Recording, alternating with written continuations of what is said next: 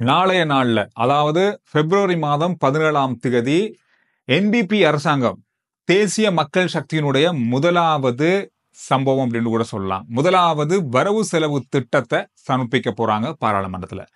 நிதியமைச்சர் என்ற வகையில ஜனாதிபதி அன்றகுமார் திசாநாயக் அவர்கள் இந்த பட்ஜெட்டை பாராளுமன்றத்தில் சமர்ப்பிக்க போறாரு. அது தொடர்பான உரையும் இருக்கு. நாளைக்கு என்னென்ன விஷயங்கள் இதுல பேசப்பட போகுது அப்படின்னு நமக்கு தெரியாது. ஆனா இந்த பட்ஜெட், அதாவது இந்த வரவு செலவு திட்டம் அப்படின்றது ஒரு முக்கியத்துவம் வாய்ந்த ஒரு வரவு செலவு திட்டம் தான். இதுல மாற்றமே இல்லை.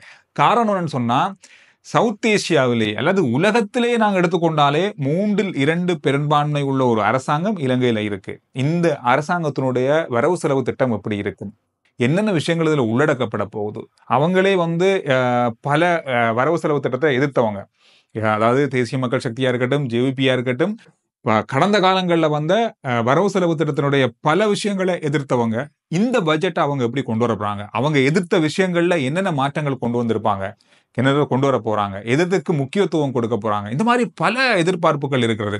குறிப்பா சொல்ல போனா இலங்கையினுடைய இந்த அரசாங்கத்தினுடைய தன்மை அப்படின்றது நல்லா தான் இருக்கு. மக்கள் மத்தியிலையும் அதற்கான ஆதரவு இருக்கு, பெரும்பான்மை இருக்கு. மக்களுக்கு ஏதாவது இந்த அரசாங்கம் செய்யும் என்ற நம்பிக்கை அதிகமா மக்களுக்கு இருக்கிறதால இந்த வரவு செலவு திட்டத்தின் மூலமா பலதரப்பட்ட விஷயங்கள் எதிர்பார்க்கப்படுது. என்னதான் ஒட்டுமொத்தமா நாம இதெல்லாம் சுத்தி பார்த்தாலும் சர்வதேச நாணய நிதியம் என்ற ஒன்று இதுக்குள்ள இருக்கிறதால அவங்கள திருப்திப்படுத்துறதுக்காக இந்த வரவு செலவு திட்டத்தை அரசாங்கம் வடிவமைத்திருக்குமாக இருந்தா இந்த வரவு செலவு திட்டத்துல பலதரப்பட்ட விஷயங்களை நாங்க எதிர்கொண்டு ஆகத்தான் வேணும். பல விஷயங்களுக்கு நாங்க பழகித்தான் ஆகணும். அது வரவு செலவு திட்டம் விவாதம் வரும்பொழுது அதை பத்தி நாம் அறிந்து கொள்ளக்கூடியதாக இருக்கும். அதாவது உங்களுக்கே தெரியும், அரசாங்கம் இந்த வரவு செலவு திட்டத்துல அதிகமா வரி மூலமான வருமானத்தை எதிர்பார்க்கிறாங்க. அதுல பலதரப்பட்ட விஷயங்கள் இதுல கொண்டு வரப்படலாம். ஒட்டுமொத்தமா இது ஒரு இடதுசாரி கட்சியினுடைய முதலாவது வரவு செலவு திட்டம். இலங்கையினுடைய அரசியல் வரலாற்றிலேயே முதலாவது இடதுசாரி கொள்கையுடைய ஒரு கட்சியினுடைய ஒரு வரவு செலவு திட்டமா இருக்க போது. அதோட மட்டுமில்லாம பல நாடுகள் இந்த வரவு செலவு திட்டத்தை எதிர்பார்க்கிறாங்க. என்ன நடக்க போகுது அப்படின்றத, என்னென்ன விஷயங்கள் கொண்டு வர போறாங்கன்றத. உலக வங்கி அதிகளவான கடனை இந்த அரசாங்கத்துக்கு கொடுக்க போறாங்க, கொடுக்கறதுக்கு ரெடியா இருக்காங்க. எனவே இதெல்லாமே எதிர்பார்க்கப்பட்டு கொண்டு இதுவரை காலம் ஜனாதிபதிகள் சொல்லுறாங்க, இதுவரை காலமும் உலக வங்கி இலங்கையை கொடுக்காத மிகப்பெரிய ஒரு கடன் தொகையை கொடுக்க போறாங்க. அந்த அளவுக்கு இலங்கை மீது ஒரு நன்மதிப்பு ஏற்பட்டிருக்கு. எனவே இதெல்லாமே இந்த வரவு செலவு திட்டத்துல எதிர்பார்க்கப்படுது. அதோட தமிழ் மக்களுடைய அபிவிருத்திகள்ல, அவங்களுடைய தேவைகள்ல இந்த வரவு செலவு திட்டம் எப்படி உள்வாங்கப்பட்டிருக்கு, அவங்களுடைய பிரதேசங்களுக்கு சொல்லப்பட்டது போல தேர்தல் வாக்குறுதிகள்ல சொல்லப்பட்ட பல அபிவிருத்தி திட்டங்கள், பல விஷயங்கள் இந்த வரவு செலவு திட்டத்துல உள்ளடக்கப்படுமா? இறுதியாக ஜனாதிபதியுடைய யாழ்ப்பாண விஜயத்தின் போது கூட பல விஷயங்கள், பல விவசாயம் சம்பந்தமான, பல அபிவிருத்தி சம்பந்தமான பல வாக்குறுதிகள் கொடுக்கப்பட்டிருக்கு. அது இதுல உள்ளடக்கப்படுமா? அது மட்டும் இல்லாம அபிவிருத்தி, நாட்டினுடைய அபிவிருத்தி அப்படின்றது 2021க்கு பிறகு மிக மிக குறைவு. கொரோனா மற்றது பொருளாதார அப்படி என்று பலதரப்பட்ட விஷயங்கள் காரணம். மீரிகமையிலிருந்து நம்ம பாலியோடைக்கு வரும் வரைக்குமான அந்த ஹைவேயை கூட முழுமையா அந்த 27-30 கிலோமீட்டர் கூட செய்ய முடியாத அளவுல பெரிய அளவான பின்தங்கி இருக்கு, நிறுத்தப்பட்டிருக்கு பல அபிவிருத்தி திட்டங்கள். இதுக்கெல்லாம் எந்த மாதிரியான ஒதுக்கீடுகள் செய்யப்படும், இந்த மாதிரியான பல கேள்விகள் இருக்கு.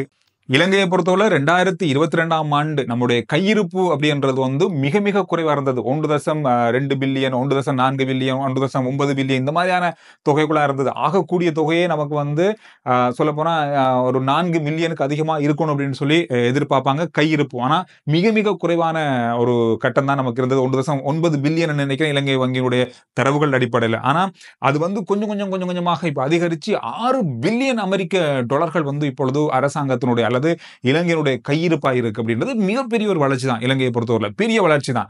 ஆனா இந்த வளர்ச்சியை எந்த அளவுல தக்க வைத்துக் கொள்ள போகுது இந்த பட்ஜெட்டும் இந்த வரப்போற அடுத்த அரசாங்கத்துடைய பொருளாதார கொள்கைகளும் அப்படின்றது மட்டும் பெரிய எதிர்பார்க்கப்படுகின்ற விஷயம்.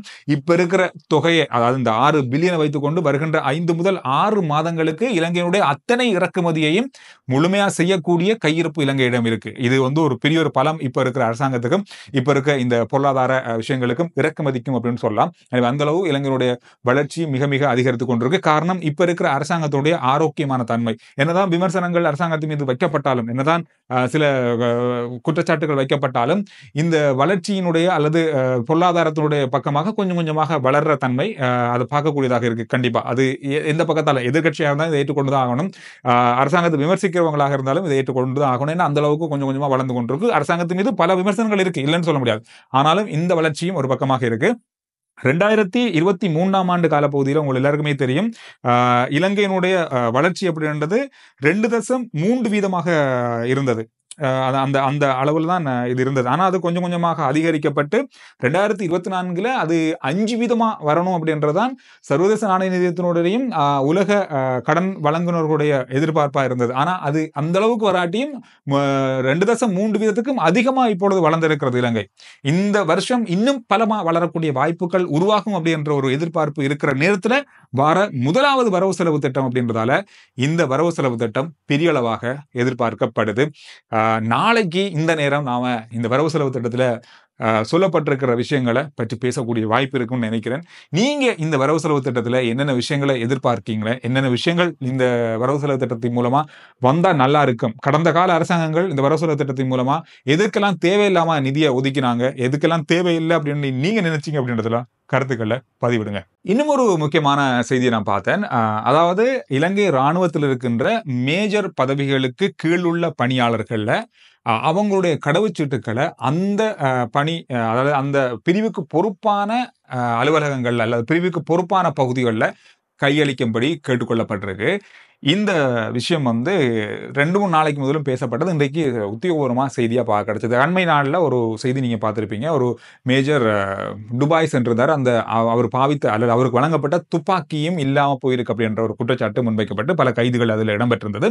அதில் ஒரு பிரதிபலிப்பாக கூட இது இருக்கலாம். ஆனாலும் அது நேரடியாக அது சொல்லப்படலை. இது சில அலுவலக ரீதியிலான ஒரு விஷயமா தான் இருக்கும். இது பெர்மனண்டா இருக்க போதா இல்லை தற்காலிகம் அப்படின்றது இல்லை. ஆனால் இது எல்லா படைப்பிரிவுகளுக்கும் பொருந்தும் அப்படின்னு சொல்லியிருக்காங்க. எனவே இந்த பாஸ்போர்ட் அவங்களிடம் கையளிக்கப்படணும். அதாவது மேஜர் பதவிக்கு கீழ் உள்ள பணியாளர்கள் சொல்லப்பட்டிருக்கு. இது முதல்ல பொதுவாகவே புலனாய்வு துறையில் இருக்கிறவங்க இந்த மாதிரி அந்த மாதிரியான அதிகாரிகள் தான் இந்த பாஸ்போர்ட் அவங்களோட கண்ட்ரோல்ல இருக்காது. ஆனா இப்ப இந்த விஷயமும் கொண்டு வரப்பட்டிருக்கு. இது எதுக்கான தகவல்கள் அப்படின்றது சரியா முழுமையா இல்லை. ஆனா இது ஒரு அலுவலக ரீதியான ஒரு சாதாரணமான ஒரு செயற்பாடா தான் இது இருக்கு அப்படின்ற மாதிரி தான் சொல்லியிருக்காங்க. அதோட இலங்கை தமிழரசு கட்சியினுடைய பொதுச் செயலாளராக சுமந்திரன் அவர்கள் தெரிவு செய்யப்பட்டிருப்பதாக இன்றைய நாளில் கட்சியினுடைய மத்திய குழு கூட்டத்தில் முடிவெடுக்கப்பட்டிருப்பதாக சொல்லப்பட்டிருக்கு. இது இறுதியாக மாலை வேளையில் வந்த ஒரு செய்தியாக பார்க்கப்படுகிறது. எனவே RJ Chandru report YouTube channel, Facebook page, WhatsApp channel எல்லாத்தையும் போல பண்ணுங்க. அடுத்த வீடியோவில் நான் உங்களை சந்திக்கிறேன்.